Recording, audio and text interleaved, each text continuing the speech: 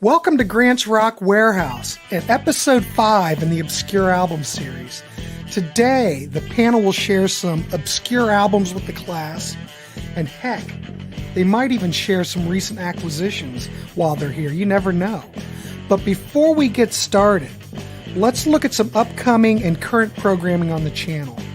Check out the upcoming Cure episode where the panel is taking a look at our top favorite tracks from Japanese Whispers through 1987's Kiss Me, Kiss Me, Kiss Me. Next month, we will be looking at the next batch of favorites, starting with Disintegration from 1989. Check out my interview discussion with Jim Bocci, audio engineer, musician, member of Fuzzbubble, Hitman, and the Tiki-Yaki Orchestra.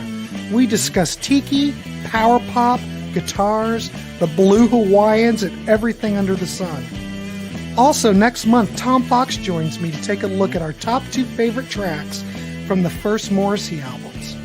Please like, subscribe, you know the thing. Let's get to our panel and to Obscure Albums number 5.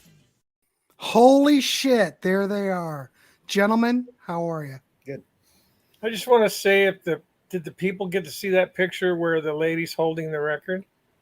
Yes, they did. Oh my God, I would kill my girlfriend if she had her thumb 5 inches into the groove. To give her some credit, she was stuck in the 1950s, and she was a painting. So, and in those days, they didn't care. No, it's not like it is now, and that probably was a 78 for crying out loud. Yeah, right. It was just all for visual, you know. Oh, I just wanted to say I was kidding about killing. I'm not a violent. I know. We can't say anything like that in today's politically It was a killing charged joke. climate. We don't kill. We just maim. It was a killing joke. It was a killing joke. So, gentlemen, how in the hell are you, for crying out loud? Byron, Rand, how things going? Everybody good? I'm buying more than I have time to listen to. I like the way that sounds, because if we've run out of stuff, we may need to talk about that. So anyway, we already had a comment. Oh, it's Zeb. Hey, Zeb. I don't know if the glove will be mentioned, because I don't think that was really part of it. That's more of like a Susie and the Banshees kind of thing. All right, but that's a great question, Zeb, and I'm glad you're here tonight. But anyway, this is Obscure Albums number 5. This is probably the end of it. I don't know how much more we can do, and I said that 4 episodes ago. So you never know. And we've got Byron and we've got Rand here tonight. So I'm just going to start. Well, I'm going to let Rand. Thanks, John. Thanks for popping in. I appreciate it. Nice to see you. I hope you're doing well. Oh, hi, John. I'm going to turn it over to Rand first to start out, and then we'll go to Byron. And I really don't have very much. Maybe I can rally and figure out something. You know, I'm always good at just kind of throwing things out of my ass, so I'm all right with that. I really so don't. Rand, what did you bring to share with the class today? I don't really want you to stop this program. I like it. Okay, well, that's what we said 3 ago. But I have so many obscure albums. It's just like I would never run out, you know. Okay, well. But let me just turn off my mouse real quick so I don't waste the battery. Okay, the first band I have, it's got kind of a controversial album cover, but I mean, you know, it was in the rack. Oh my God, it's not Blind Faith, is it? Can't be too bad. I don't even know what the heck that is. It's Egdon Heath Nebula from the Netherlands. And this came out in 19... I have no idea what that is. It's Prague. 1996. It's really good. I like Egdon Heath a lot. That's fairly recent, 96. Yeah.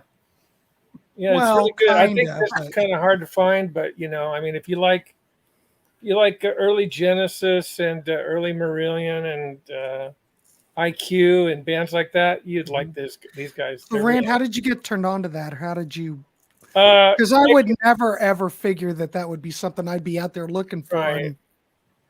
Well, the band itself, I got turned on to by when I was in Eureka, or actually living in Fortuna, which is near Eureka, there Uh-huh. was this show every Monday night coming out of Humboldt State University, and the guy was named Ramus, who's Mhm. really Ray Martell, who became a good friend of mine and still friends.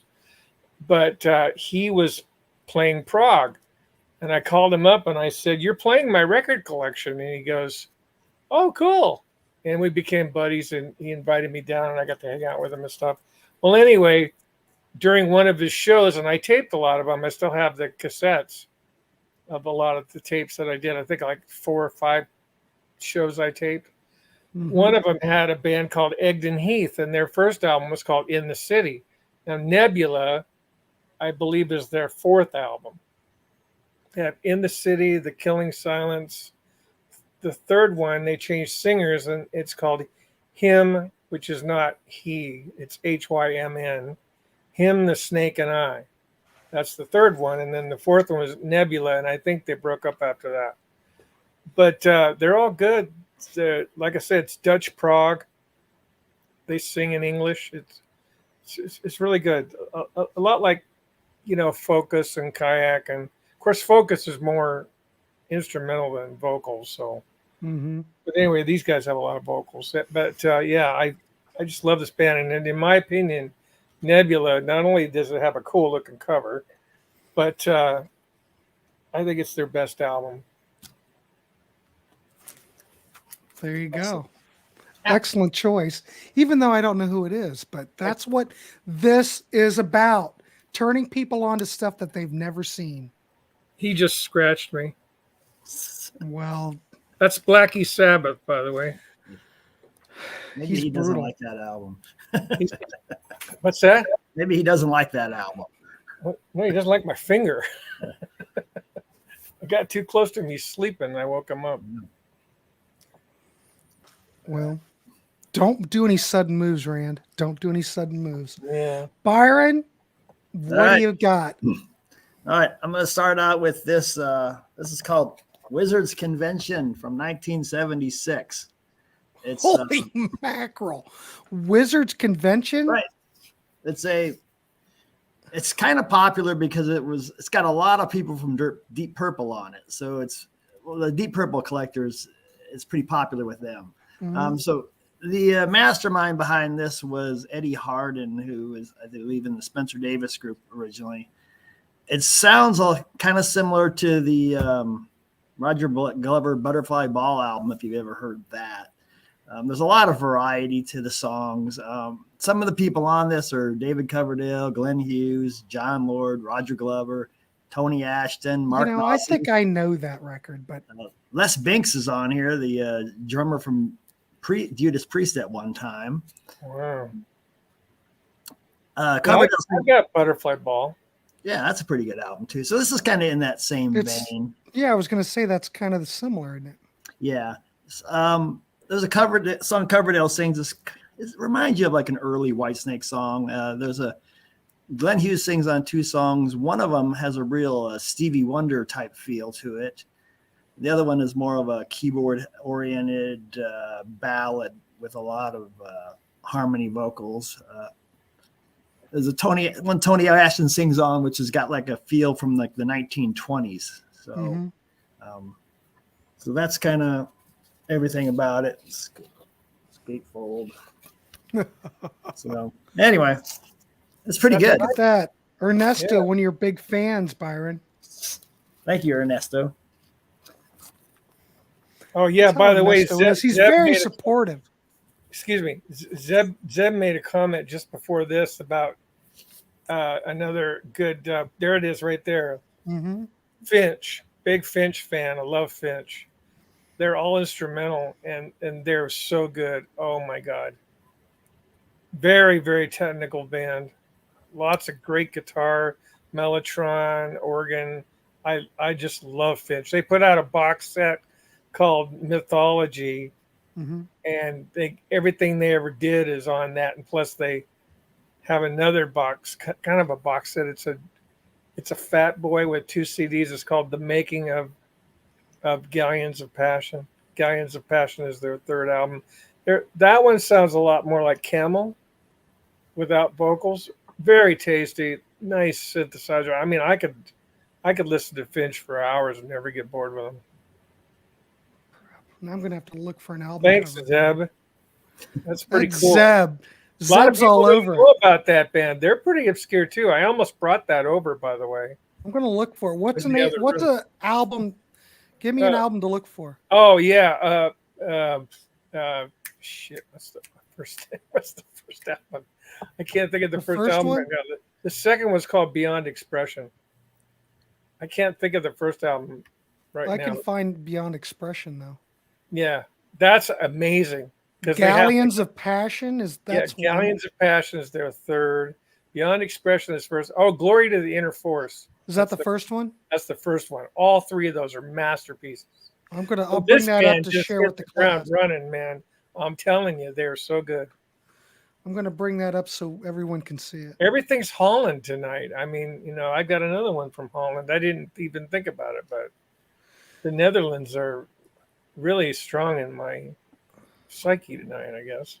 We like Holland. Yeah. Here's that record. Yeah, that's the import cover. The American cover, instead of that yellow, it's blue. But yeah, it's just, I love that band. Good God. I'm looking for it, but I don't. There's a song. Oh, on there. I see the blue one. There's a song. Yeah. There's a song on there called "A Bridge to Alice." Yeah. It'll just melt your brain. It's so good. You just can imagine Peter Gabriel singing vocals to it, even though there's no vocals. Zeb says those Finch ones are hard to get and expensive. I'm glad I have one of those on LP. The first two on LP and Galleons of Passions in the Mythology box set. But yeah, he's right. The first two are really different than the third one. I'm going to bring the up third the one. third They were one. trying to get a little bit more, because it's later 70s. It came out around 78, I think. Mm-hmm. So they were trying to get a little more like contemporary with the times, but still really good. Well, I'm going to bring up the third one because the album cover's cool. Galleons of Passion is great. Here, check this out. I love that cover. Wish I could just pop things up real fast, but I can't. They're like a whole bunch of Magellans on the. I know, but look how cool that cover is. That's a cool. I know cover. it's an ocean and it's also her hair. Was this also in the 70s too, or? Yeah, that's 1978, I think. Well, there you go. Fits right in. And Glory of the Inner Force is 1975, and Beyond Expression is 1976. Zeb says start with that one, Glory of the Inner Force. Absolutely, yeah. Big lineup changes on the third. Oh yeah, that would make sense. I think the guitar player stayed. Joop van Nimwegen or something like that. They all have great names, those Dutch people. That you can't even pronounce. Joop van Nimwegen. Well, there you go. Byron. Well, thanks, Zeb. It's like, why don't you come on the program? We're trying to get Zeb on. Don't you worry. Zeb's very exclusive. He's very... He's hip to these we'll albums. That's great. A lot of people don't know about them. Zeb, people want you to come on, so. Yeah. Rand's rooting for you, Zeb. Rand's rooting for you. We need people as people drop off. Byron, what you got? What's up next? Oh, I don't know. Was Rand going again, or are you going to go? Oh, I don't have anything. You don't have nothing? None of his albums are obscure, apparently. Well, I've already went through mine. Really? Okay, me and Byron, we'll carry the show. I've already went through mine. That's the thing. We'll I kept thinking, we're going to really do another episode. Okay, well, we'll see. If you guys want heavy to, lifting. How many cliches can I come up with? We'll do the heavy lifting. When Zeb said 1974 to 78, I think they were active. The Mythology have 2 or 3 songs unreleased, 78 songs. And the Making of the 2 CD have some unreleased live. Yep. Oh yeah, the Making of Galleons has all kinds of extra bonus stuff. I'm so glad I bought that because it's hard to get now. Zeb says it's way too late here in Norway. One at night. Yeah, but you're up Oh, you're watching. from Norway. Yeah. Oh, wow. My favorite He's in his Norway. pajamas, probably. You My know, favorite- Zeb, if Davy can rally, you can rally. My favorite Norwegian band, Zeb, is Wobbler. Good. And I Zeb, love what do you think of Wobbler? and I love Spiral Architect. Well, the Spiral only thing I can show is something that I'm getting ready for a show. I can show this. This isn't obscure. Well, it's something you want to forget, but it's not obscure. I haven't heard that. I need to listen to a little bit of that.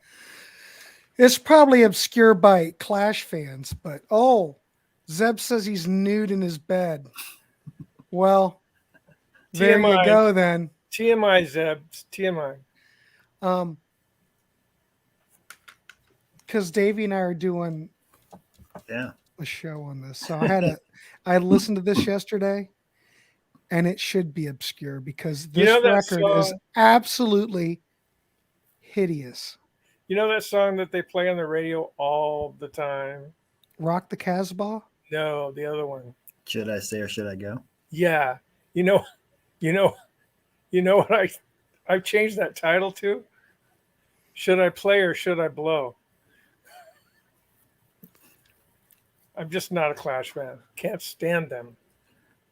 And this is Zeb's burning the midnight oil, and Ernesto's, yeah. Okay. If you love Wobbler, check out Father Robin. Never heard of them. 3 LP set coming soon, 25 years in the making. I have Really? 2 Wobbler members and the drummer of Tusmork. Oh, that band Caligula's pretty good too. I got to listen to them one time. Has anybody in the chat heard this record, though? Cut the Crap by The Clash? I may have listened to it once. I'll I tell don't you, remember it. I was shocked by it. I am not sure what's going on this record at all. But I got a couple other things that aren't obscure, but I can share. Because there's also Noel Gallagher and the High Flying Birds were doing a show on that. So I got 2 of these. I got another one coming. Is that the Oasis guy? Yeah. Yeah, not a fan. They have 2 songs online on SoundCloud. One majestic 16-minute and a ambient song. Highly recommended. Father Robin, huh? I'll have to check that out. Yeah, check it out. Ernesto, you haven't heard Cut the Crap? This is England. Is that on here?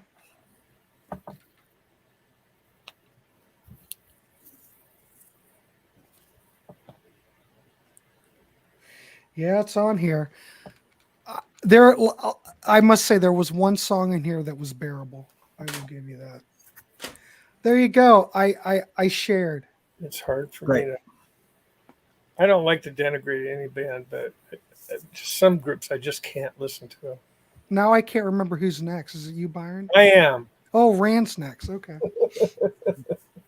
So, sticking with the Dutch theme,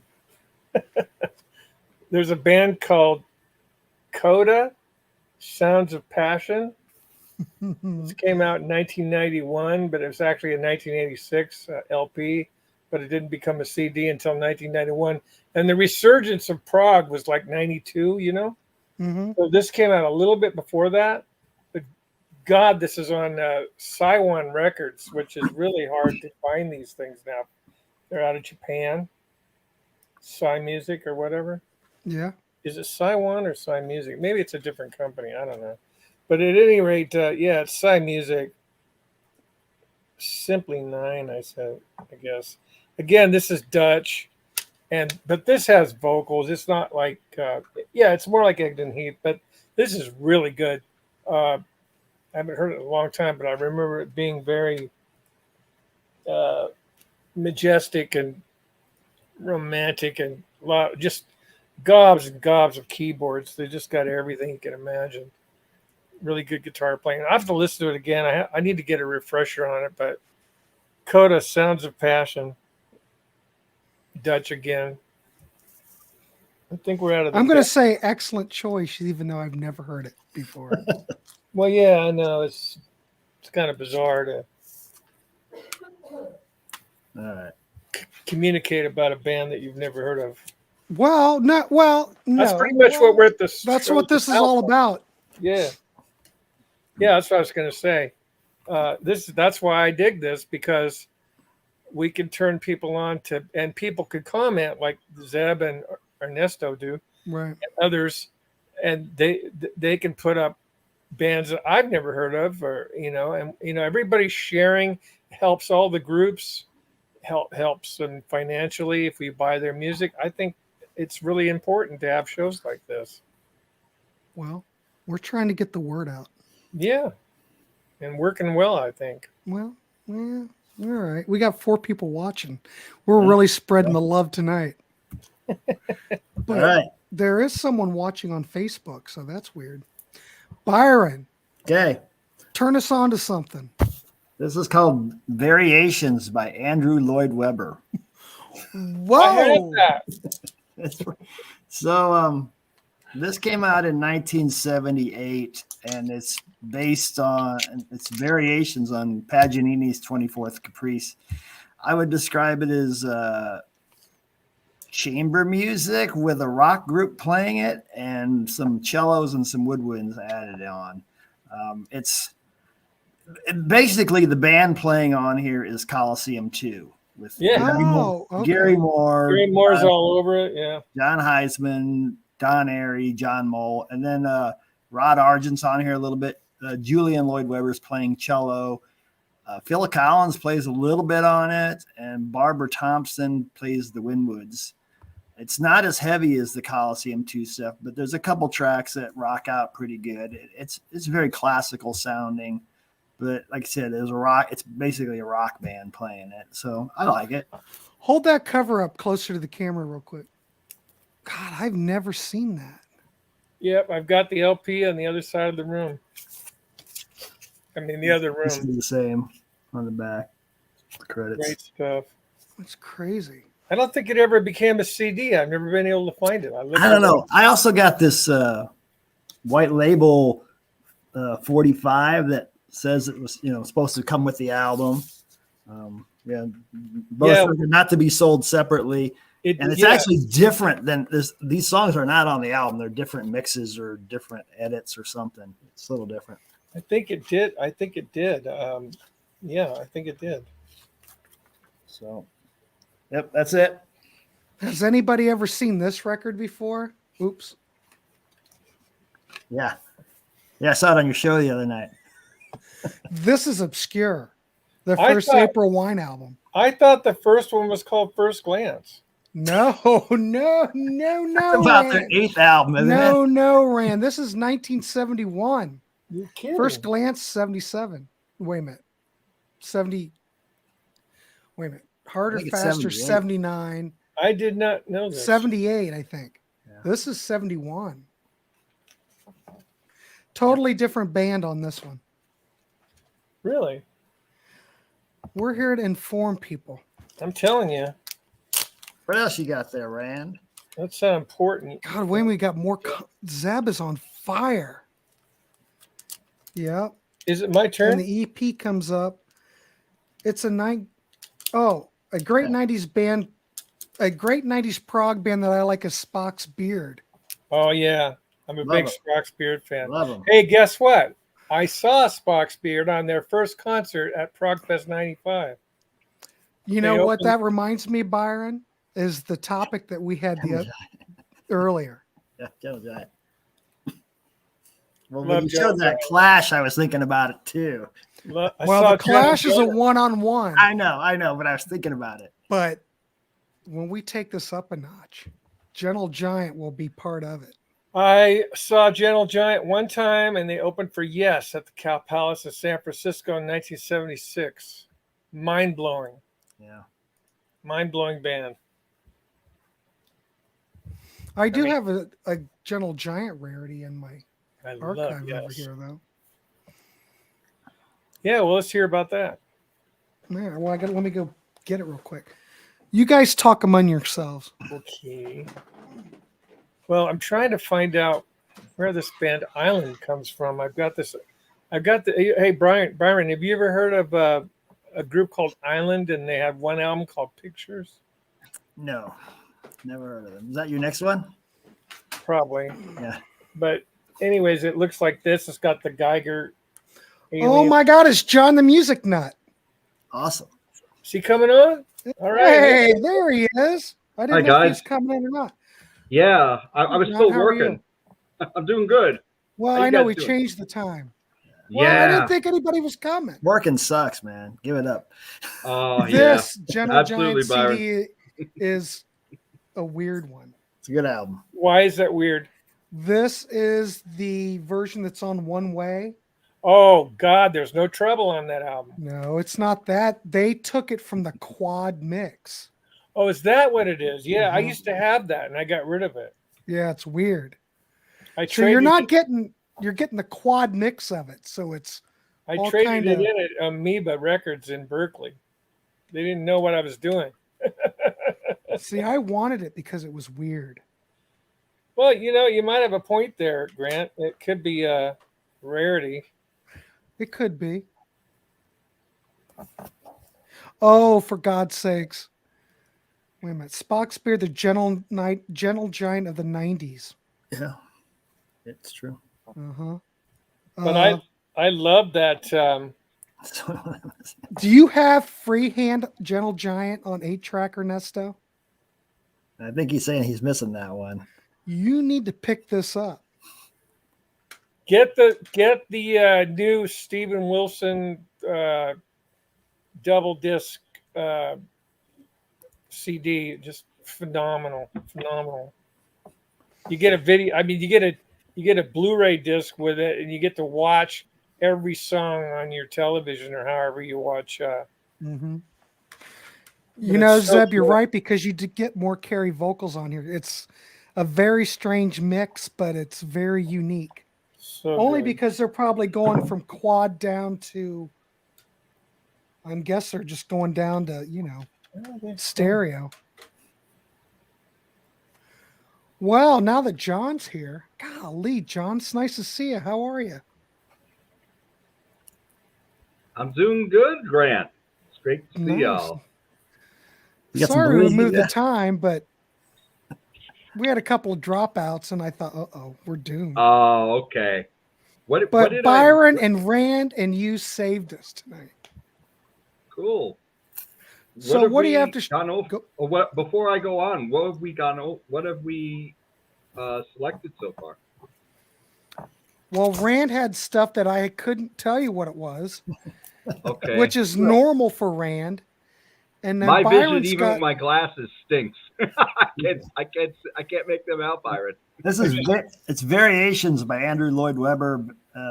Sweet. Coliseum 2 play is pretty much the band on it. With Yeah. Okay. John Mole, John Heisman, Gary Moore, Don Airy, on there, yeah. Rod Argent's on it. Yep. It's Oh, yeah. a great album. All the fusion guys from England decided to play on that thing. Nice. So this I is need to actually check that out, though. this is Good, Wizards Convention, which was a kind of a Deep Purple side project, sort of. Okay.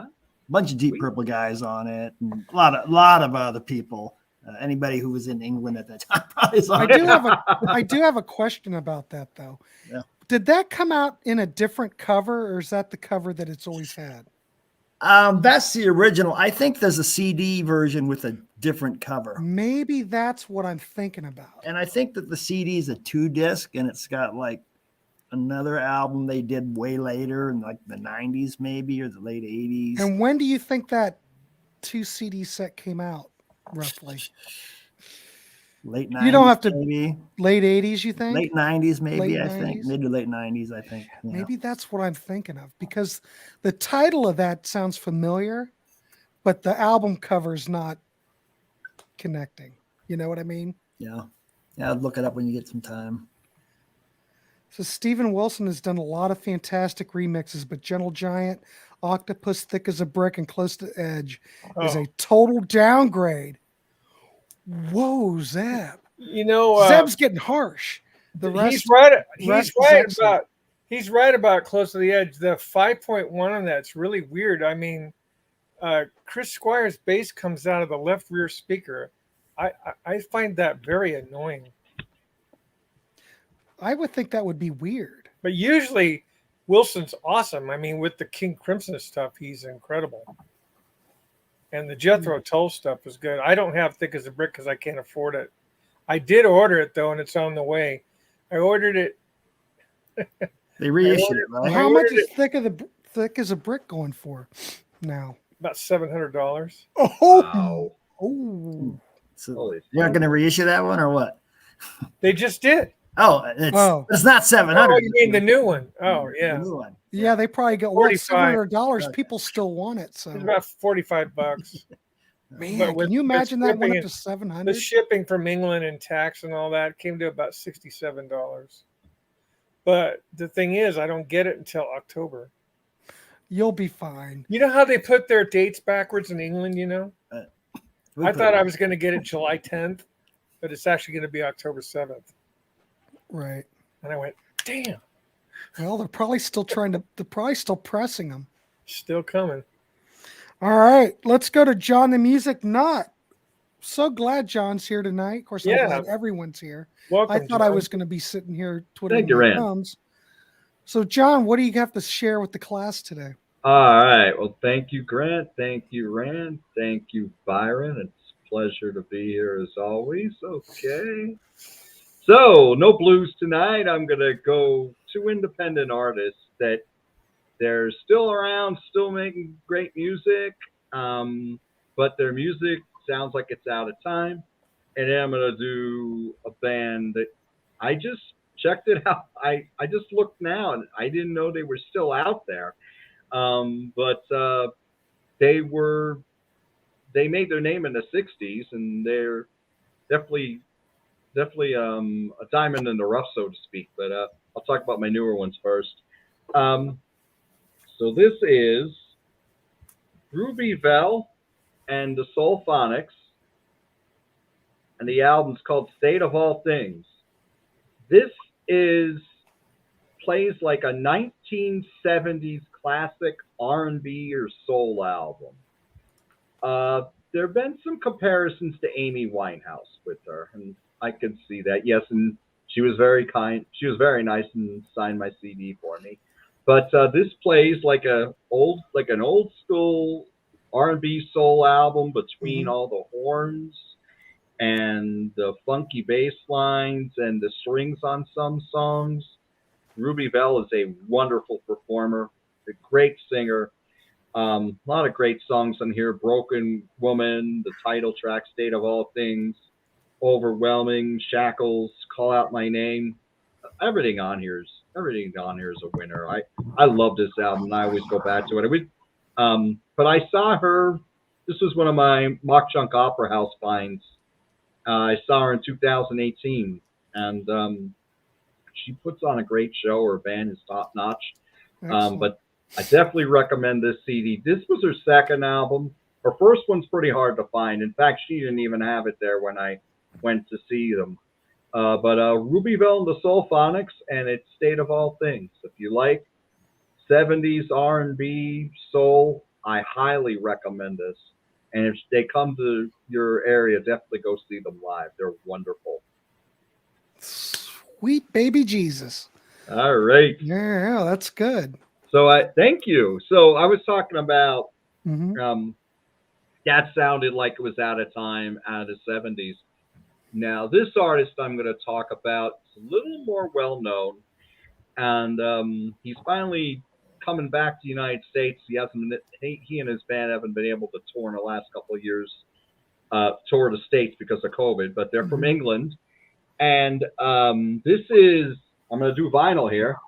This is the James Hunter 6, and this album's called Hold On.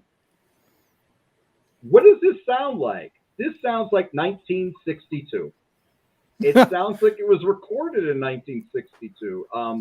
It's just old school soul music, but I mean, it definitely sounds like the 60s. Even if you look at the back of this, doesn't this look like the back of a It looks album like from the 1960s? Yeah, it does. But what year is that from? This is from 2016. No. That looks Is like it? that looks like an audition for the movie The Wild Ones with Marlon Brando. 2016? Does that say Wow. mono on it? M-O-N-O? Yeah, this is the mono version. Yeah, I'll be darned. he Oh my recorded God, this in mono. They did a mono pressing in Yes, he did. 2016? Yeah, he did a mono pressing for this, and That's how you And- make it sound like 62. yep, there you go. But he has albums as solo as James Hunter, but starting on the album before this one, he started recognizing the rest of the guys, so he called them the James Hunter Six.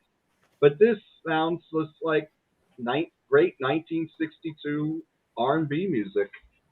How did I discover them? That was going to be my question. Okay.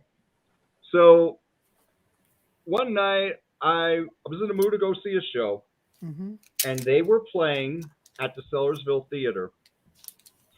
And in Bethlehem, at the Sands Casino, now it's the Wind Creek, it was going to be Dennis DeYoung and Night Ranger.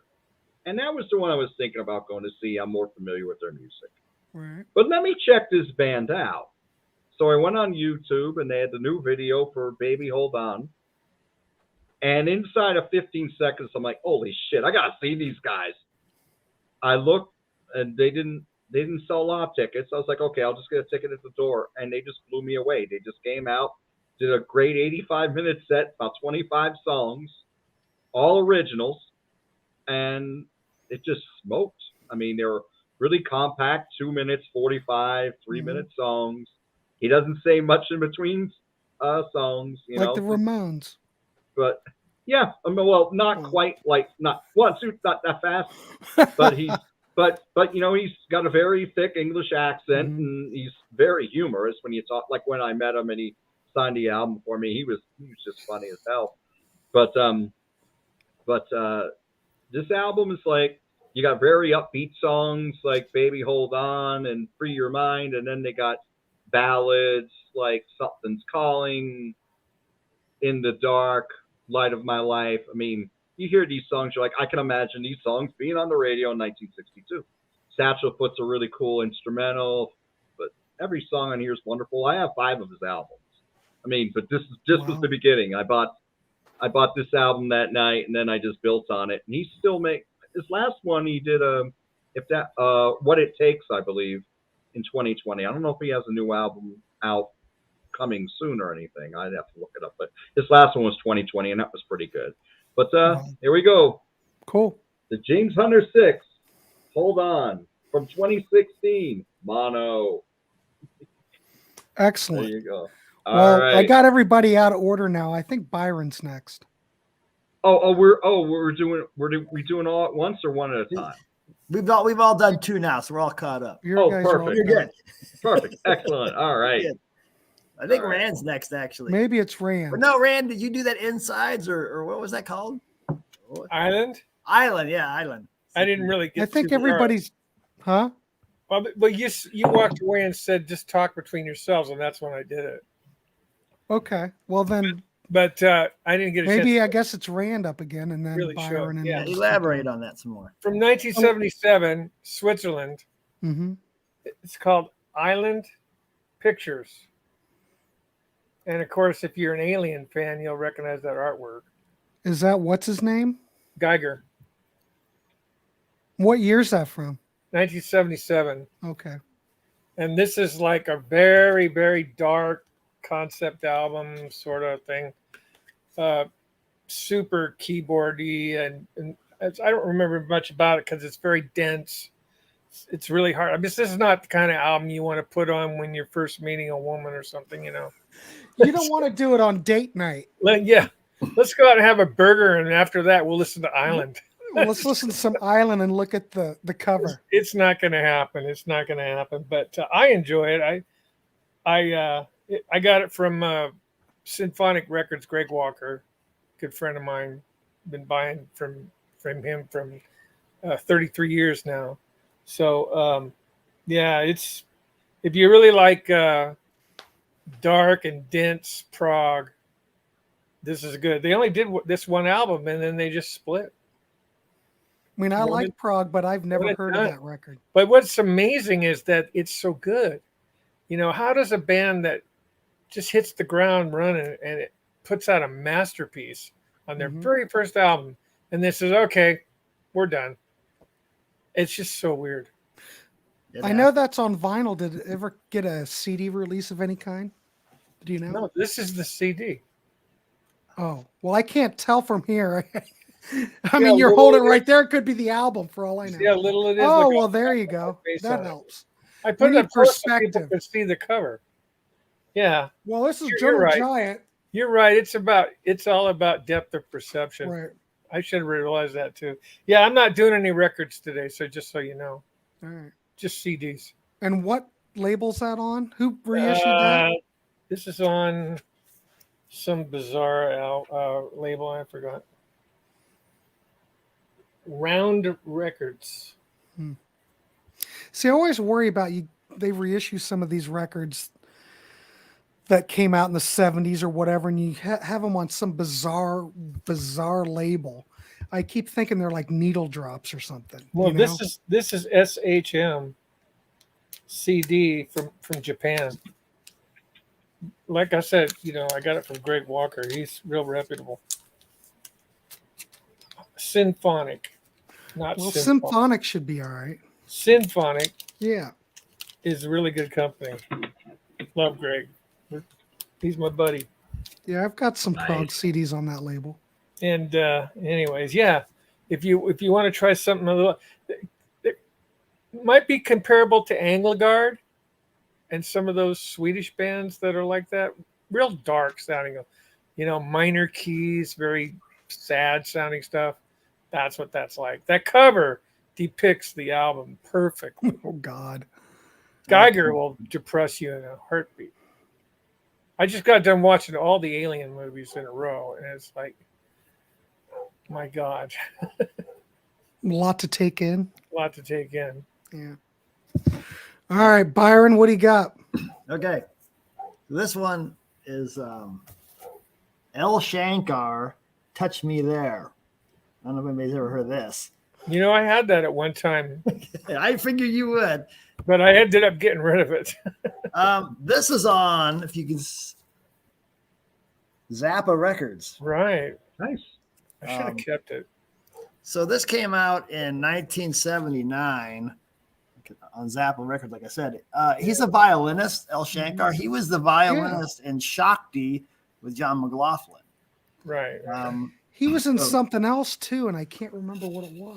Who is in that band? Can you tell us? Okay, so on this album, El Shankar, Phil Palmer on mandolin, electric, and acoustic guitars, Dave Marquis on bass, Simon Phillips on drums. Right. That's why I Nice. bought it for the Simon Phillips. Yeah. That's most of the people. Zappa co-wrote 4 of the songs on here. He produces it. He sings on Dead Girls of London, which if you're a Zappa fan, you probably know that song from either Mhm. bootlegs or I think it was on one of the You Can't Do That on Stage volumes. Okay. So that's a pretty rocking song with a lot of slide guitar playing. There's other stuff on here that kind of sounds like Ponte because of the violins. Mm-hmm. It's got a little Eastern influence at times. The one song that Zappa co-wrote, really sounds like a Zappa song. I would say, it's kind of proggy, a little jazzy, some rock, Zappa and Ponte style, all that kind of combined. So it's pretty good, I think. I've never I seen was that in a before. weird mood in '79. I didn't have my head together at all, so it's probably why I got rid of it. It didn't meet my expectations. Yeah, it's it's got some variety to it. It's pretty decent, I think. So Did I he love Simon Phillips. I don't know why I got rid of it. I should have kept it because he's one of my favorite drummers. Did he play with somebody else though? I know he's on something else. the Shakti, I know. I'd have to look up to see what else. I know he's done a lot of other stuff over the years. He's been around since the 70s. Yeah, I can go on Discogs while I'm waiting. I think his whole family are kind of all violinists too. There's, I think, a lot of Shankars out there. Maybe there's a whole clan of them. Is he related to Robbie? I don't know if they're related, but I think his dad, although the way their names sometimes work, I think they take the last name of their first name of their father sometimes becomes their last name. I don't know. Because if you look him up on like Wikipedia, I think his first name is his dad's last name. I don't know. Yeah, I'm trying to find him on Discogs. I'm having a problem. L period, right? Yeah. But I hear a cat. Yeah, that's my cat. Damn animal. All right, cool. John, let's fire it over to you. You're on mute. oh, yep. Okay, sorry about that. No one got heard. You're okay. Yeah. So we okay, my last pick here. Okay, this is a band that I discovered listening to Little Steven's Underground Garage on Ooh, I love that Sirius show. XM Channel 21. And maybe you've heard this band. Maybe not Maybe. though. He plays a lot of stuff a lot of obscure stuff that you might not hear. Right, and that's where I'm going. I heard this on the Michael DeBar program. Okay. So this is, I believe this is a best of, but we'll do it anyway. Yeah. It's The Creation. That's the guy the Creation. He used isn't he the guy that used a 335 and did the violin bow? I'm not sure. Yes, he is. This is where Jimmy Page picked that whole violin bow thing from. Oh, was really? the guy in The Creation. This is what, 1967 or something, I think? Yeah, I think so. Yeah, I believe it is. Yes. The album's called Our Music is Red with Purple Flashes. What does this sound like? I never heard of them. I'm surprised. They seem to only be popular in the UK. Yes. Their biggest song was Painter Man, which is on here. That's it. Mm-hmm. But they're very influential to some degree, but more like in the UK, right, John? Correct. Right. Yeah. When you listen to them, it sounds a lot like early Who, like the Who Sings My Generation or A Quick One While He's Away. Sounds like that. And then as it goes on, I think this is chronological. They get more psychedelic pop. Going back to the Sellersville Theater again, I saw Rich Robinson, best known for the Black Crowes, his band about 6 years ago. Well, some bands will walk out to a song. They walked out to How Does It Feel by The Creation. I already had the album. I was probably the only one there who recognized the song.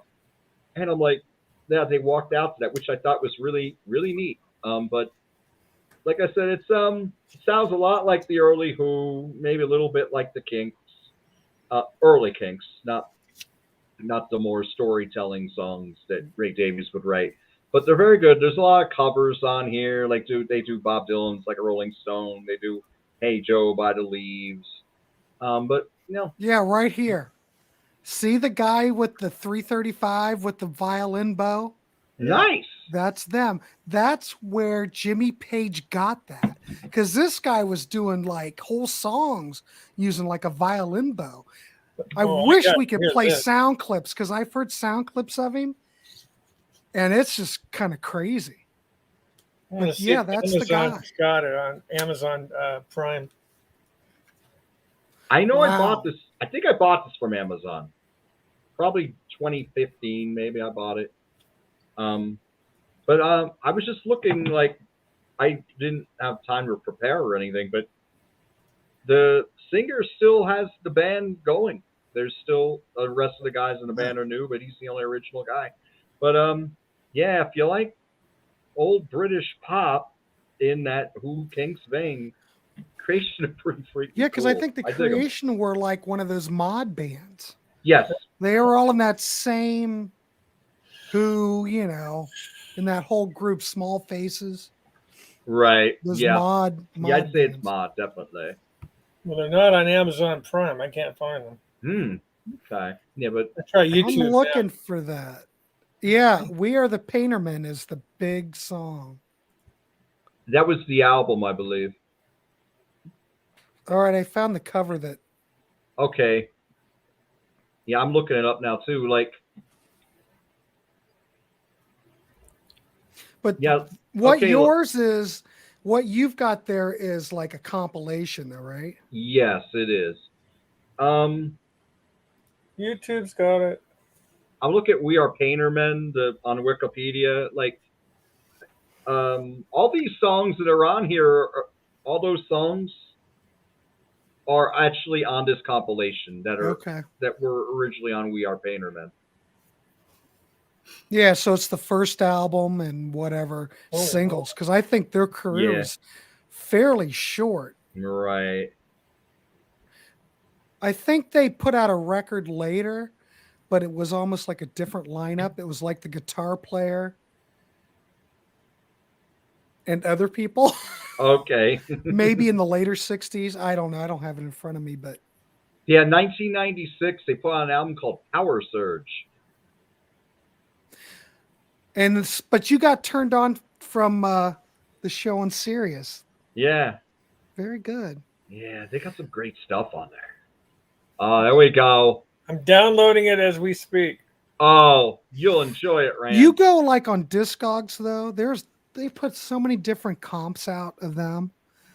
I wouldn't know which one to really get. I don't know which one sounds the best. How did I not know about this band? Good Lord. Because they're very. You thought the Move was relatively unknown over in the United States. Well, the Creation, even less unknown than the Move. Their name might have had a bad connotation with the religious folk. Maybe. Yeah. Biff Bang Pow, though. That song rocks like hell. Love that one. Love that. Painterman's the one that most people know, but if anyone knows about this band, they probably know that one the most for Making Time. But Biff Bang Pow, that's fantastic. Even I say it sounds like the Who. Even the drumming sounds a little like Keith Moon-like on that. But yeah, their originals kick ass. I mean, what I've read about them, there are, but they're pretty short. Got 2 bonus tracks. They repeat How Does It Feel to Feel, because one's a US version and the other's a UK version. Yep. That's weird. They do a Bob Dylan song, Like a Rolling Stone.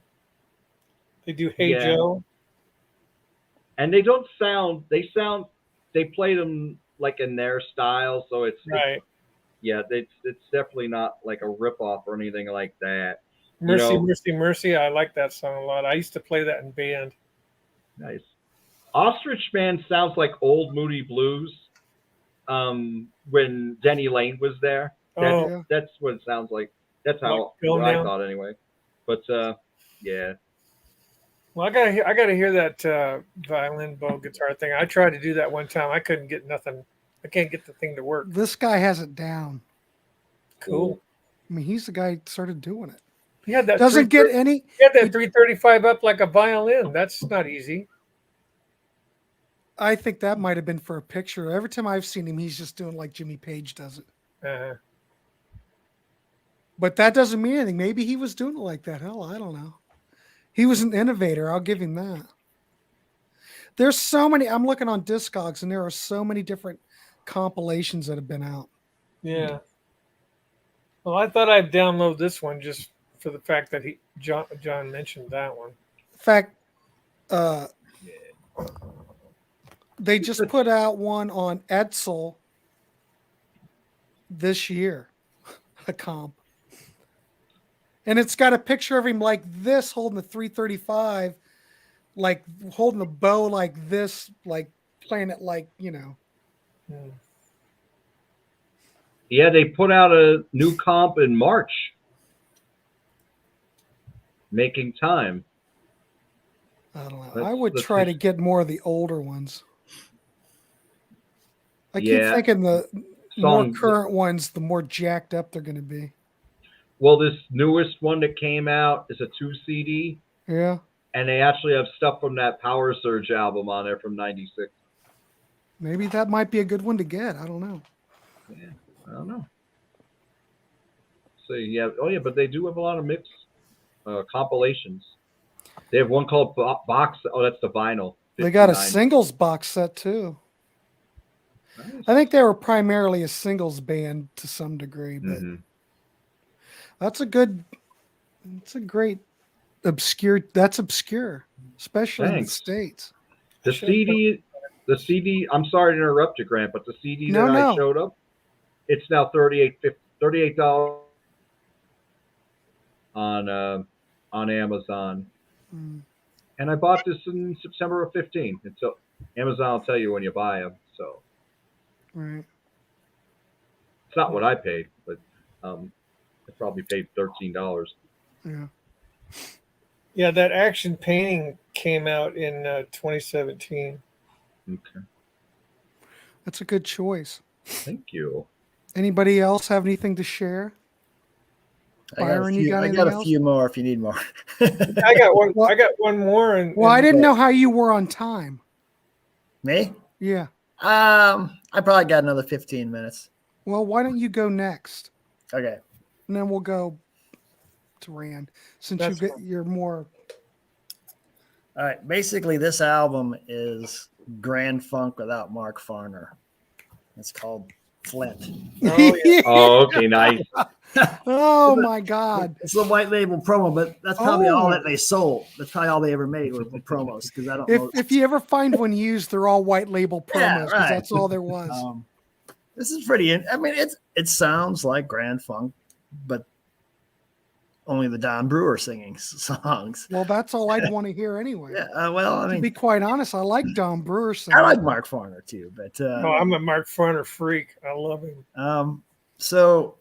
But this was it does have Rundgren on a couple tracks on guitar. And did he produce it?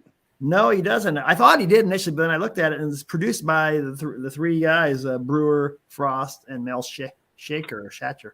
What year did that come out? Yeah, 78.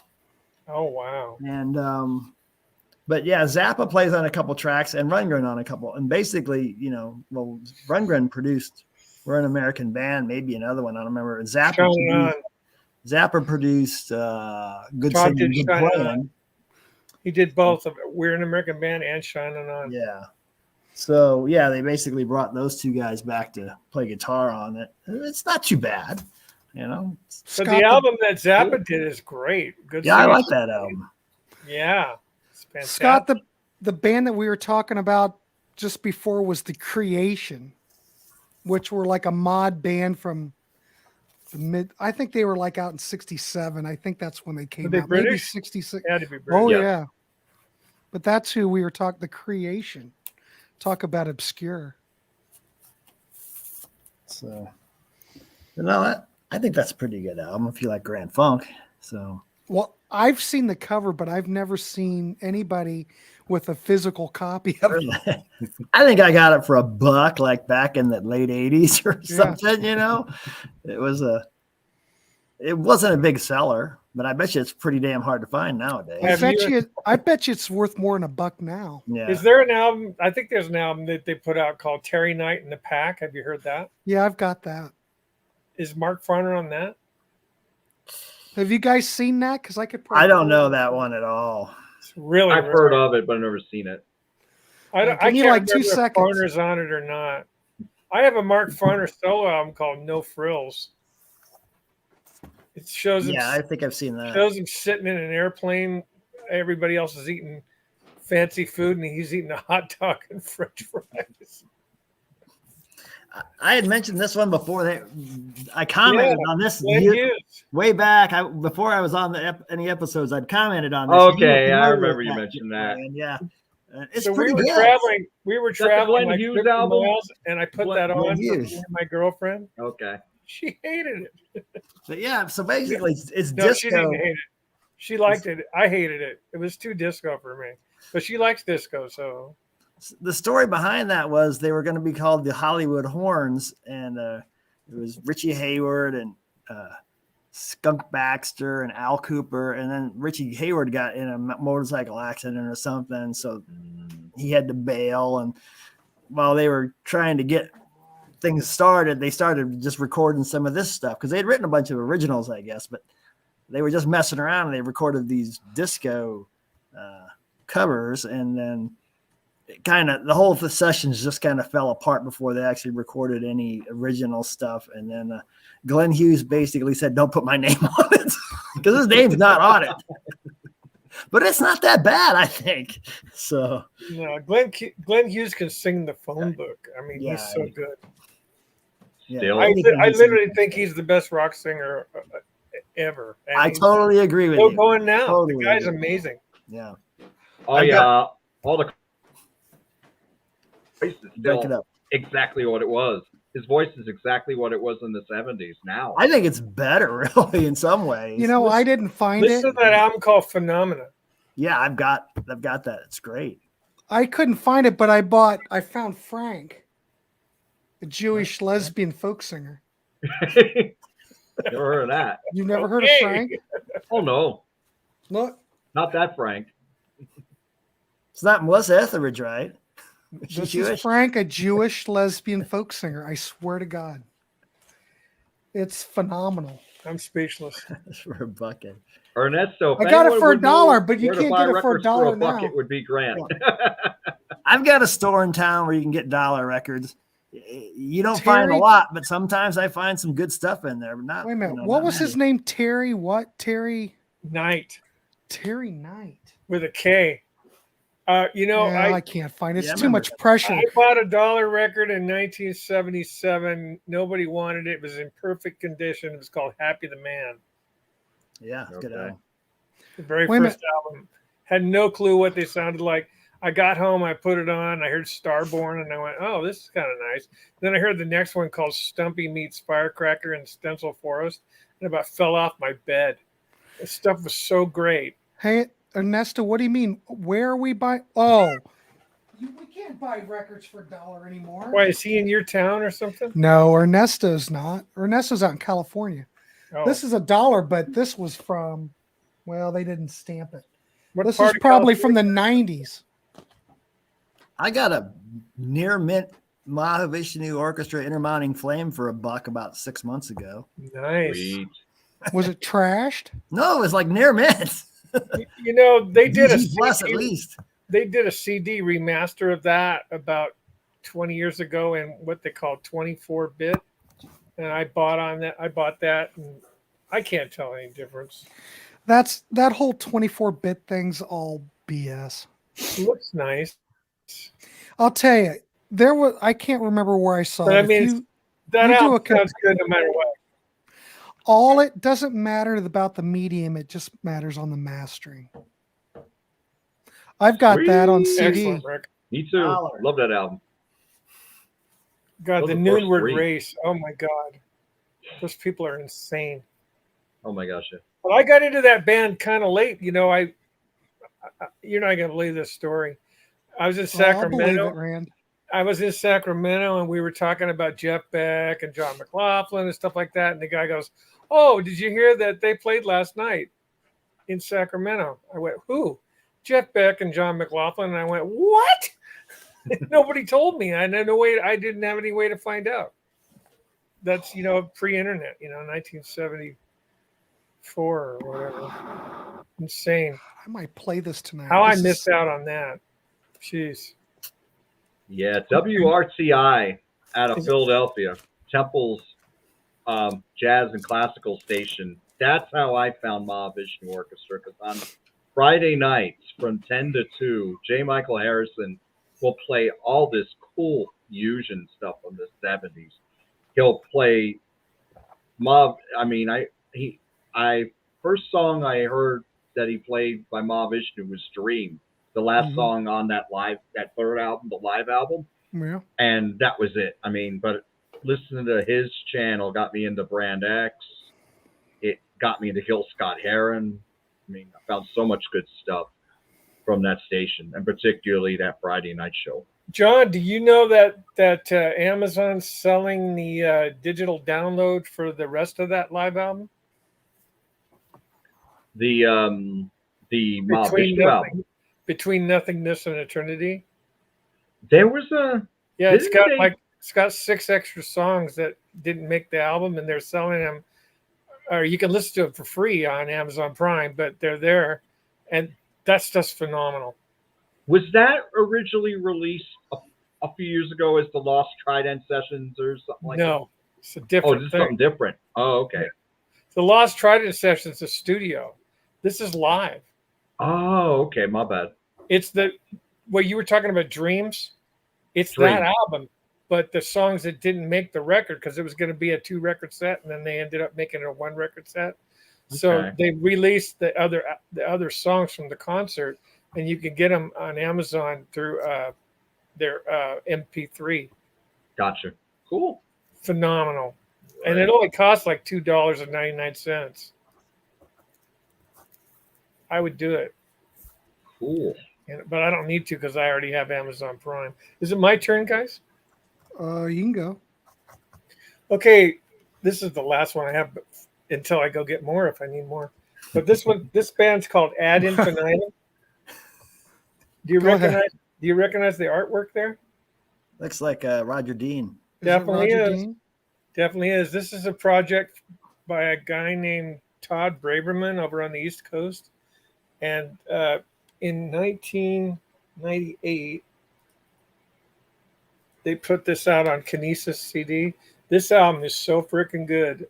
I remember just when I first heard it, I was just like jaw drop. Sounds like Happy the Man, you know, that kind of stuff. Really, really high quality stuff, you know. But yeah, it's kind of rare, I guess. Nobody ever talks about it. It hasn't even got a title. It's just called Ad Infinitum. And I just love that. I just don't know how to. It's been so long since I've heard it. I've forgotten about it. I know I love it, but I can't remember anything about it. I have to do what do you call it? Assessment. Refresh. Okay. Yeah. And I don't have to assess it as I know it's perfect, but it's good. It's another one of those one and done masterpieces, right? Amazing. Byron, that Flynn album, is that more? It's popular. Is it more shining on We're an American Band, or is it more like their earlier stuff like Logan? No, it's more of the like the first song was I can call Right Back in Your Arms Again, which was a cover, it's got that real Detroit Motown feel at times. Okay. And it's more maybe like Locomotion type. Right. Okay. Funk. If you see it for cheap, grab it. I've never seen it ever. I've always wondered why Mark didn't get invited on that. What happened? I think they just probably weren't getting along. I don't know. 1978. Yeah. Is that when Flint came out? 78. Yeah, I think so. So. They stopped playing for a long time. You know, they did a reuniting thing without Mel Shocker for the heavy metal movie, and ended up doing an album called Grand Funk Lives. Yeah. Then they did another one, What's Funk? That was their 83, and then that was their comeback. They never came back again until Bosnia in 1997, and that's when I saw them down in Santa Clara at the State Fair for $7. I was like blown away. I finally got to see Mark Farner live. Oh my God! Wounded Bird actually released that in 2009 on CD. The Flint Flint? record. Yeah. Hmm. It's on, Better go to that. it's I don't know it's on Amazon for $93. Jesus. And this is Vinyl's a lot cheaper than that. if you're looking for collectible CDs, don't go to Amazon because Yeah. it's always Oh, exactly. No, I can it's show you. all I go can to show you Discogs. CDs that are going for $1,500 on Amazon. You'd scratch your head and go, "Why?" You can go to let's see how much it is on Discogs just to compare. If we want the CD reissue, Wounded Bird, Go to eBay. maybe you can get it for $35 on Discogs. Amazon overprices about 90% usually. Well, Yeah, people on Amazon think that. Oh, what about CD Universe? You know what what? year are you in, Ernesto? CD Universe got bought up by Amazon. They own Amazon. I mean, Amazon owns CD Universe now. You I guys didn't remember? know that, You guys but remember I bought from them. the store, The Incredible Universe? You can't find CD Universe anymore. It was gigantic. Deep Radio Dis- Shack owned it. Deep Discount's a good place. Incredible Deep Universe. Discount CDs, but I think they got bought up by Amazon too. I mean, people are just, Amazon's beyond powerful. Yeah, they lost me. Like in the 2000s, I bought a lot of CDs from them because you could get them. Until I come back on, they were so much cheaper than the record stores. As soon as they got too big, they just raised their prices, and then they just, I don't know. Like when the company gets too big, they think they rule the world. And I mean, I don't have Amazon Prime. I barely buy anything from Amazon now. Their ego pushed me back into the local record stores. They really did. Well, see, the thing is, when I live in Reading, and you can't get anything new. Everything's used here. So, and the stuff that's new, I don't want. So that's why I use Amazon Prime. Plus, I get the video too, Prime Video, all for one price. So I think it's worth it. Plus, you get free shipping. See, Ernesto's buying 8-track, so he's not quite. He's still in that whole Tower Records CD there. Universe. God, I was Ernesto, I still go to a lot of shows, Ernesto, and I buy the CDs at the shows, and you're paying a little more, but at least you're supporting the artist. You're giving them some gas money to the next town. So you used to be able to Ruby get Bell, those I bought at the signed. show. You used to be able to get your CDs signed while you buy them and stuff, but now you got to pay money for meet and greets. It's ridiculous. Meet and greets have gotten out of hand. It depends on the band. I mean, Ruby Bell, she signed this for me for nothing, and a poster too. And it depends on the artist. The ones who are independent, that are living hand to mouth, they're going from gig to gig. They're not charging. I mean, I don't pay for meet and greets ever. Yeah, I mean, I refuse to. My because my you meet all favorite these meet great and greet artists. was King's X. They didn't charge a dime, and they were They so still nice. don't. They still don't. They're great. Yeah, they're awesome. By the way, I'd like to plug their album coming out September 2nd. It's called 3 Sides of One. I can't wait. There's already 3 songs on YouTube that they've released. Oh yeah. Ernesto's analog. I'm all about cheap, is what I'm about. I'll be If picking it up that new sounds King's good, it X is the day it good. comes out.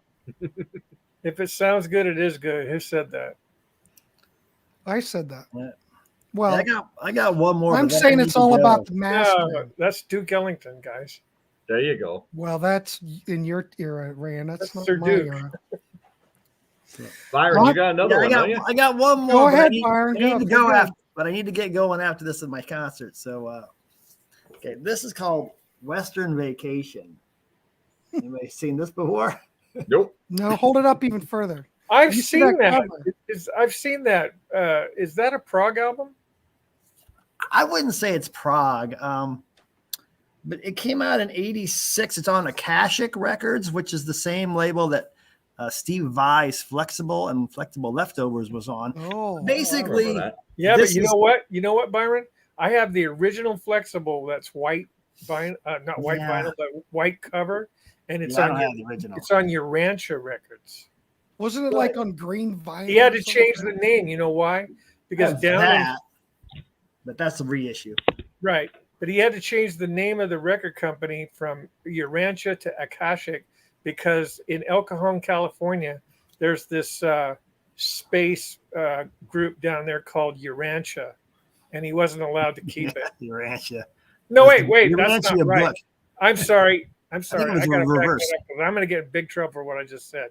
Urantia is from the Urantia book. That's what I was trying to say. Right. For God's sakes, Rand, correct yourself. We don't Well, want Have to.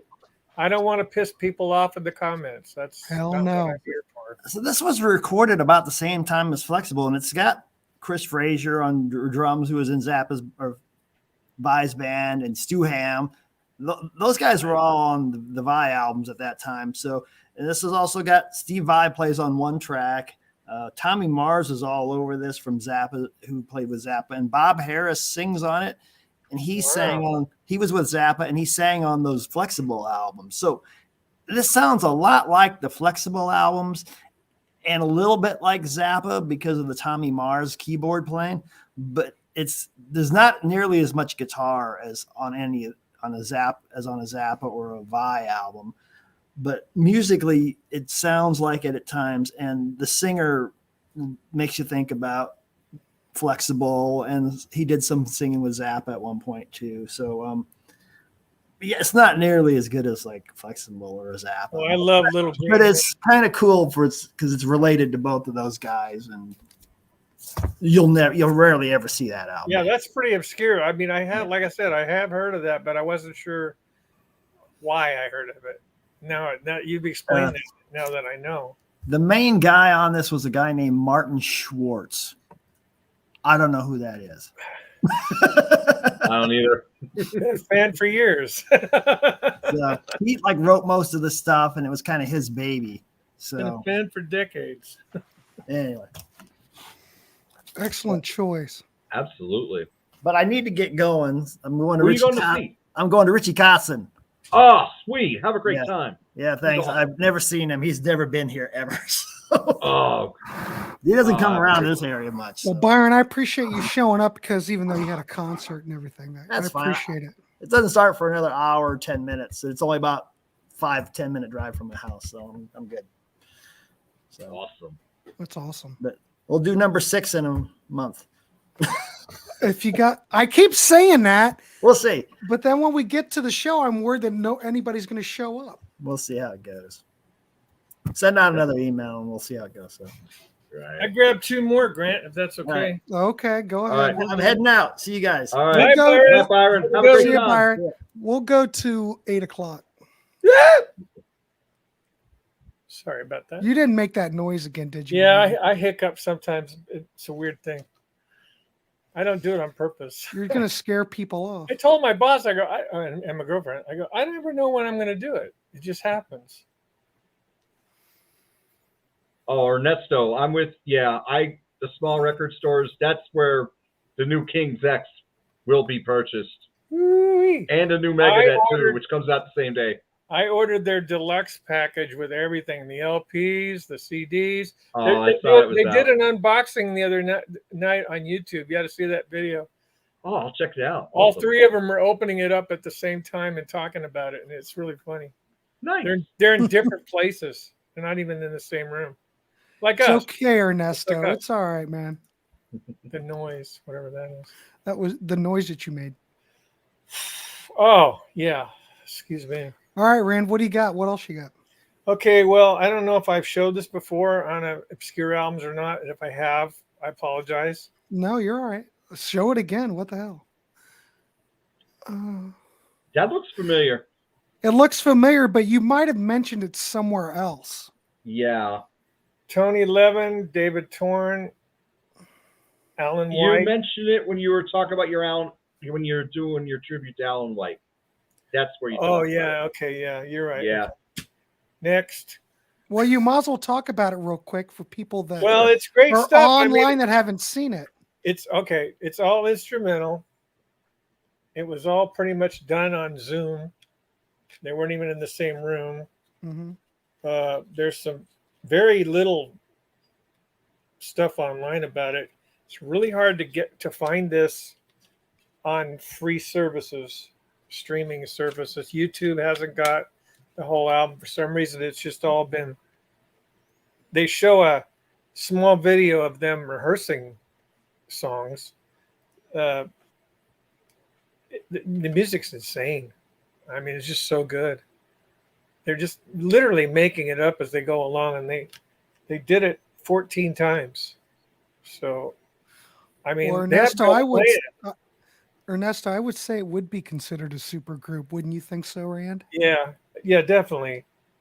I mean, David Torn is a great guitar player. He's played with Bill Bruford. Mm-hmm. Tony Levin's played with Bill Bruford, and now he's playing with Alan White on this. This came out in 2011, and it was a one-time thing. And of course, but I love this.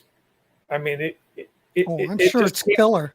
It's the gift that keeps giving because it's so weird, and you kind of go like, did they do that? I don't remember them doing that. It's just nuts.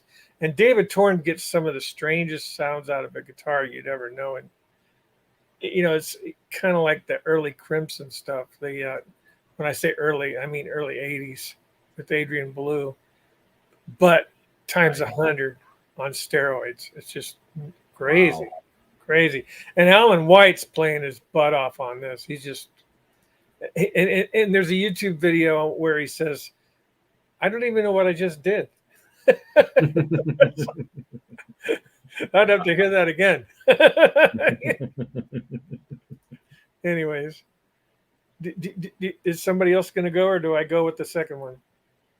I have nothing left. I'm going to, okay. Rand, it's all up to you. Okay. Y'all, you're all familiar with the Alan Parsons Project, I guess, right? I am, yeah. Okay, but guess what? Oh, my sister's calling. I'll pick it up later. But guess what? There's an Alan Parsons Project album that was not released as an Alan Parsons Project album. Oh, and it's called Freudiana. Never have heard of it. This is about Sigmund Freud. That's him right there. And this has everybody that's in the Alan Parsons Project on it. Eric Wolfson, Alan Parsons. I saw Alan Parsons in Reno, and I asked him about this album.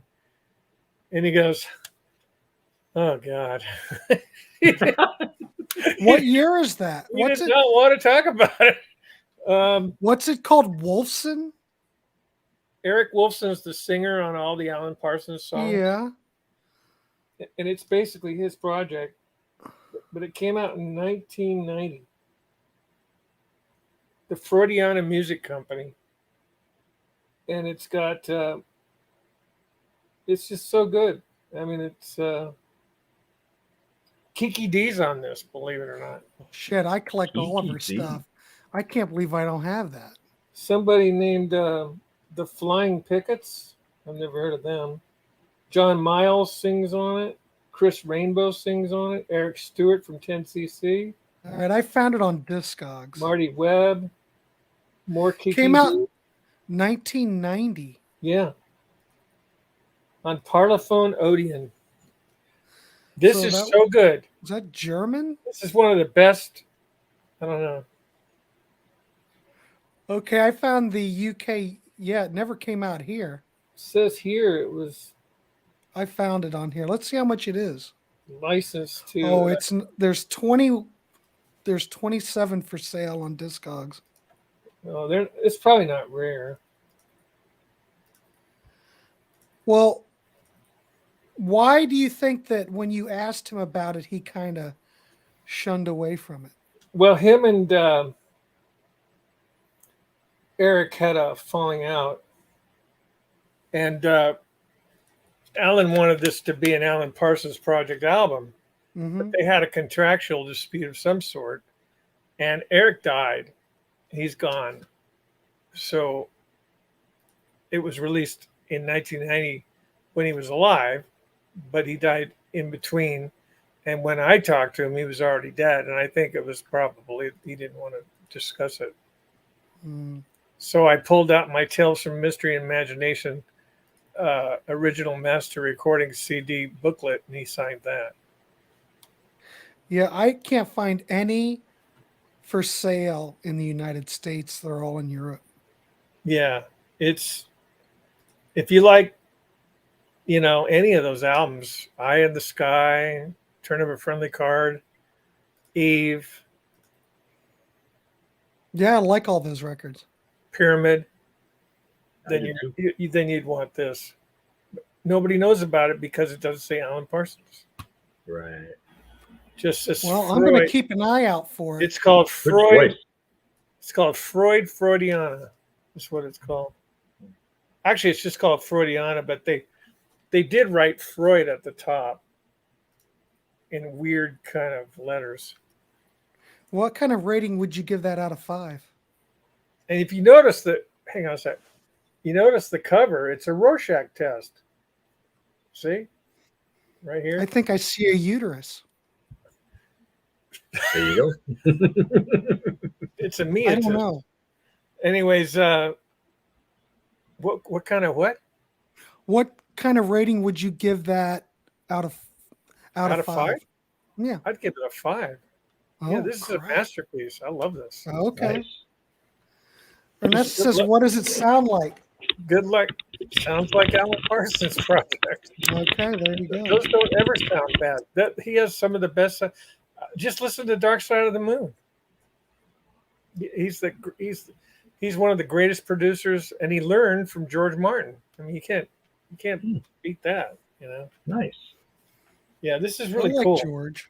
And you can learn a lot about Sigmund Freud on this album because they sing all about him all the way. It's a concept album, Cool. but no, like I said, no, I don't think Alan Parsons fans know about it. Maybe, That's why it's so expensive on Discogs. and it's already 32 years old. What do you say it was going for $27? That's not that expensive. Discount. I wonder if Amazon's got it just for kicks. Here's one that says Freudiana 1989 studio cast import extra tracks cast recording. What is that?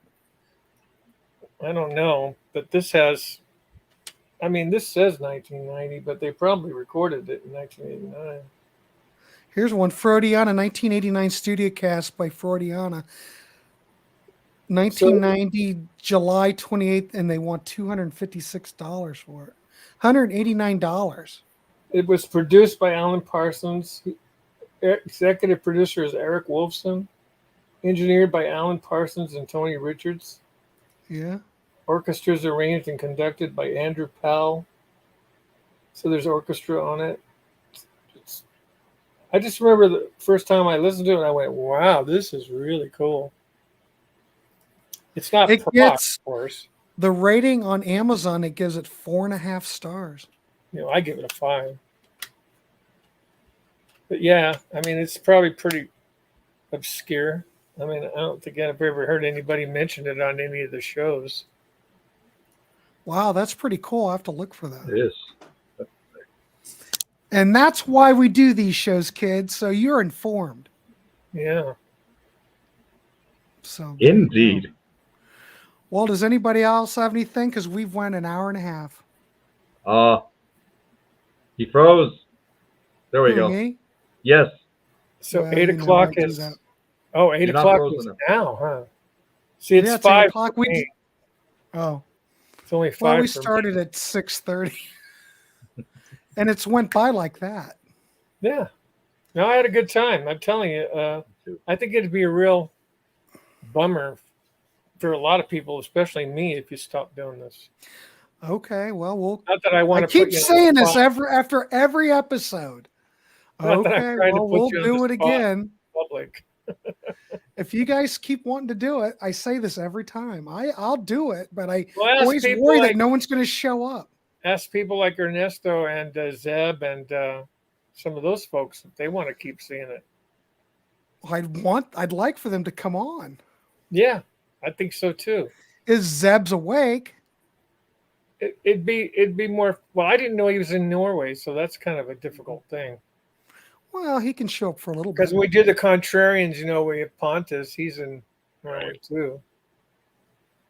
But yeah, I mean, Yeah, Pontus didn't show up for this either. I really enjoy this. This All right, Ernesto wants to come on. You can come on. We'll do the next one.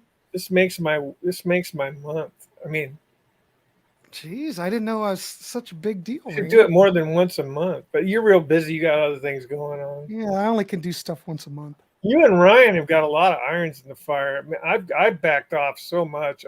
All I do is this and the Contrarians once in a while. Probably trivia night is all I do anymore. Although I did do Next week, though, next month's going to be really I did good. that I've got three interviews lined up in 1 week. Sweet. Yeah. I can see that's where if I could do this, I want to start doing more of that. Well, I've got my hat in the ring for that too. Oh, I know. Well, we'll work on that. Not so that that'll I'm be famous. 4 interviews in a month. I'm not famous, but I'm old, and I want to get my life story out before I forget. I know. I got to send you some dates. Yeah. Send me Well, some dates. Ernesto, I'll send everybody a message when we're done and look at next month. I've got an advantage on that time thing because I don't do anything, so I can go anytime. Well, I just wonder if we should just open it up to like stuff that maybe you've got recently, or it could be obscure, and just open it up to just. I don't want to use the physical media thing like everybody else is doing, but. Well, you know what? I have like 4 years worth of stuff I haven't even listened to. Well, that's a lot. Well, I've got Seriously. a lot of these records here that I've never listened to. In 2018, I bought a box set called Steve Hiller's Searching for the Spark, which is enormously expensive. Now it's like $700. And I haven't even played one disc out of that thing yet. I don't know. Sounds like it's time to sell it. No. How much you buy it for? 342 or something like that. Time to make some money. Nah, I'll tell you, I'm all about making a profit. I'm all about hanging on to stuff now. I'm old. I'm gonna get grumpy. Well, Curmudgeon. That's me. when I retire, I'll start selling it off. I haven't even listened to those Beatles yet that I got. Wow. You know, the U.S. Beatles. Right. I haven't even played that yet. Well, Sitting there looking at it. tonight's your night. I'm looking at it right now. It's staring at me in the face. Tonight's your night, Rand. You can Those play. 4 guys in front of the American flag. I love that cover. Is that the CD box set or the? Yeah, Yeah, the I've got U.S. that. Beatles. I know. So I've got that in the mono box. I finally found one for $175. Holy! I think it's still in print, isn't it? Brand new. Oh, they're real expensive. You can't get them under $150. Well, it's a nice set. I'll give you that. Yeah, I'm gonna have to re-educate myself with the Revolver because when I was a kid, I had that American Revolver. So I wasn't aware that I was missing 3 tracks. I just thought it was the album. Right. We just didn't know. That was a really magical time, not knowing what we were missing out on. It's bizarre. I remember when I got my first copy of Revolver as a British import, because somewhere I read about how they had all the extra, the British albums were the ones to get. Yeah. We had a Peaches Records over on Morris Road in Columbus when I was a kid. Of course, I was a Beatle nut since I was 10, so I must have been about 12, maybe 13. And Peaches had the best import section on the planet. And they had the best cutout section on the planet. Well, in 1964, we didn't even know what an import was. But you could go to Peaches and just go to the import section. They'd have all the British Beatle albums imports. Right. And I would see those, and it wouldn't dawn on me to look on the back and see the extra tracks, like for Revolver. I go, what's the point? Ernesto, are you going to take all those 8 tracks with you? I didn't get it. Yeah, I want Ernesto on here. You know, Ernesto's got a quad Pink Floyd Dark Side of the Moon 8-track. I had that. Sweet. I had that in Sacramento, and I used to listen to that on a. It was a Toshiba. That's the holy grail, you know. It was a Toshiba 8-track, I'll be back in a quadraphonic little bit. 8-track, and I remember this guy was sleeping on the couch, and the time was getting ready to start with the clocks, and I woke him up real quick, and I said, whatever his name was, I can't remember his name. Let's just call him Lenny. I go, hey Lenny, wake up! And then a ding, ding, ding. It's just all around. Surround sound. He was freaking out. Hey Ernesto, when we do that 8-track show, can you pull some? I want to see some cool shit that day. Make sure you have that Pink Floyd quad Dark Side. I want to see that. I wish I would have kept that player. I think it got stolen or something from me. Can't remember. That was that would have been 1975, I think. I'd have to look, but I can't imagine. I can imagine that that's pretty expensive now. The surround sound Dark Side of the Moon I have now is that one done by James Guthrie. Ernesto, make sure you have all your props ready for that show. It's not bad. I want to be dazzled that night. Dazzle me, Ernesto. Dazzle me. Well, anybody else have anything to cover? It's 8:07. Probably should. No, I probably. I didn't run out, but if everybody wants to go, that's okay by me. You only grabbed 3. I figured I we were mean, if you guys continuing- want to go, I can go another half. Oh, you grabbed if one? you want. Okay, well, I'll go grab more then. Yeah, I'm pretty tapped out for now. I mean, I could look and grab stuff, but I don't know how well I could talk about it right now. All you right, know? well, let's just bag it. We've went an hour and a half. That's cool. All right. But it's up to you guys whether we do this again. I mean, I don't know. I'm cool doing it again though. Okay, well, we'll do it next month. I'll throw out some dates. It's just Yep. so I know I can count on you guys to do it. That's all I care about. And I'll get Ernesto on for the next one. Well, it's become my favorite show. So. Oh, well, good. Get Zeb on here, maybe. I don't know. I'll see what I can do. We could do a theme too, like albums that have, like a one-word title, self-titled album, or maybe just pick a letter. Like everybody just pick, like say J. Mhm. There's not a lot of, maybe there's not a lot of bands with J, and everybody will come up with a J band, like Journey, Jefferson Airplane, Eddie Jobson, something like that. Maybe Mhm. just want to shake it up and keep it fresh. You do something like that. Ernesto, you got that Leonard Skinner Street Survivors 8-track with the flamed out cover? Does that mean the Flames is gone? No, it means it's got flames. Flamed out. I thought flamed out meant they took the flame out, because they did release a second version of that after the accident. I don't know, Scott. Which I have one? the second version. Which one is it? But they re-released the CD, because I saw it on Pete's channel the other day when he was talking about Skinner, and he had that one with the flames. They must have re-released it. Oh, Had the Flames. Yeah, he has the original. Scott does. Yeah. Oh, I have the one there's no flames. yeah. Scott says it has the flames.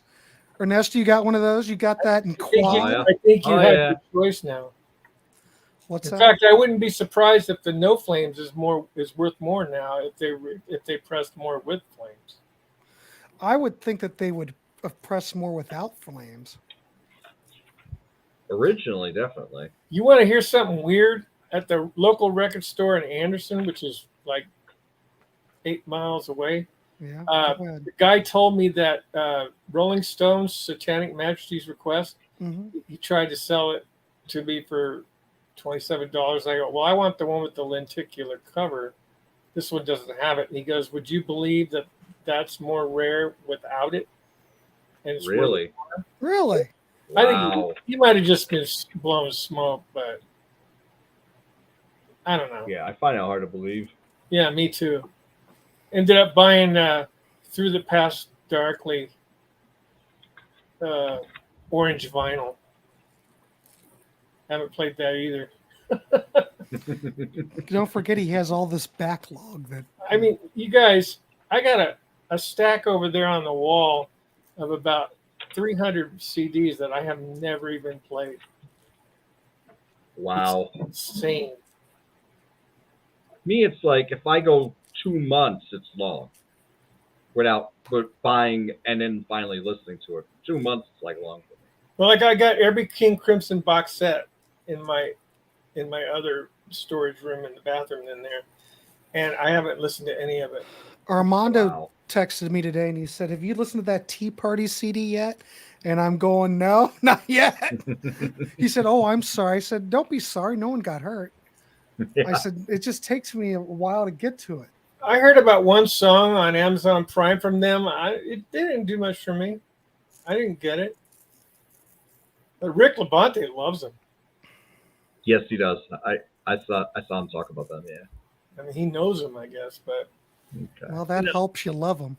hey, you guys know about this new band called 6x6? No. It's Robert Berry from 3, Oh. Ian Crichton from Saga, and the drummer is oh Jesus. I had one of those Robert Berry can't remember 3 the- albums that was for Record Store Day. It was one of 10 or something, and he signed for Record Store Day, but I sold it. Who's the drummer? I can't remember the drummer. God dang it. It just got released. Palmer's not playing on it? No, it's I don't know why I can't think of the drummer right now. He's real famous. Everybody knows him. But I hate it when I open my mouth and then I get in trouble. Ernesto, I hear you. If I have a fire, shit, it's just going up because there's no way I could get it out of here. Yeah, I have it all I have it all in one spot, but like I have some in racks and some in boxes. And the ones in racks are the ones I go to the most, and then I switch them out Ooh. depending on the mood. So. I saw 3 live in 1988. What would I take in case of a fire? The ones that cheap. One album. Oh shit. Well, if I was God. going to take something, it probably wouldn't be an album. It would probably be a guitar if I was going to take something. Oh, Yeah. Nigel Glockler from Saxon is. Oh, sweet. He's still great. So that's got to kill. I just downloaded that. I haven't had a chance to play it, but I love Ian Crichton. I'm a big Saga fan. My Saga collection is like really long. Or if I could, I would take that Vox Viscount that's sitting under that. Everything's in cover. reverse. If I could wheel it out of here, I'd wheel it downstairs. I'm not going to tell anybody what I would take. Oh, the Gentle Giant Unburied Treasure for sure. And the UK box set. Only one album. I would probably take. Those are worth so much money right now. That's a hard one for me. All right, Anesta, this is what I would take. I would get my Monkeys, Mono, Birds, Bees, and the Monkeys album. I would pull that. You want to see the record that I would take if there was only one album? Have you got time? And Birds, Notorious Bird Brothers, and Mono. Have you got a time? mint copy. Great album. I've got a mint copy. I What? just got to go into the other room and grab it. You got time? Yeah, all right. But Hang on a second. This is I'm the running out of steam. This is the rarest album in the world. Okay.